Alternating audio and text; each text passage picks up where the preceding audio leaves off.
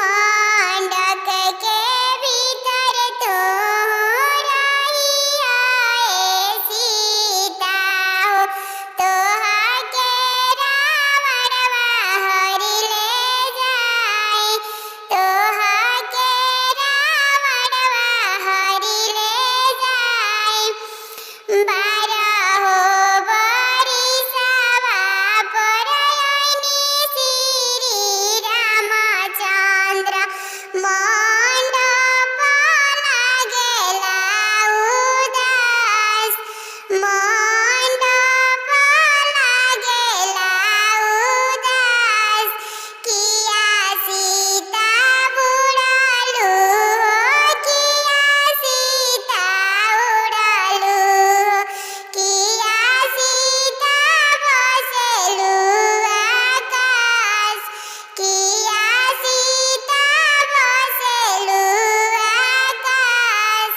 नाही सीता उड़ाली हो, नाही सीता बुड़ाली हो, नाही सीता बसेली आकाश, नाही सीता बसेली आकाश।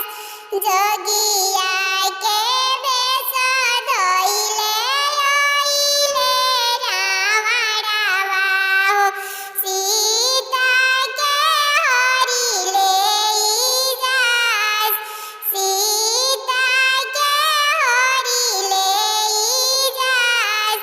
मंडप लागेला उदास, मंडप भइले उदास। जब रामाय अपने बनवासवा से लौटेनी, सीता नाही देली देखाई। किया सीता उड़ालू हो, किया सीता बुड़ालू हो, किया सीता गइलू बिलाई, किया सीता गइलू बिलाई।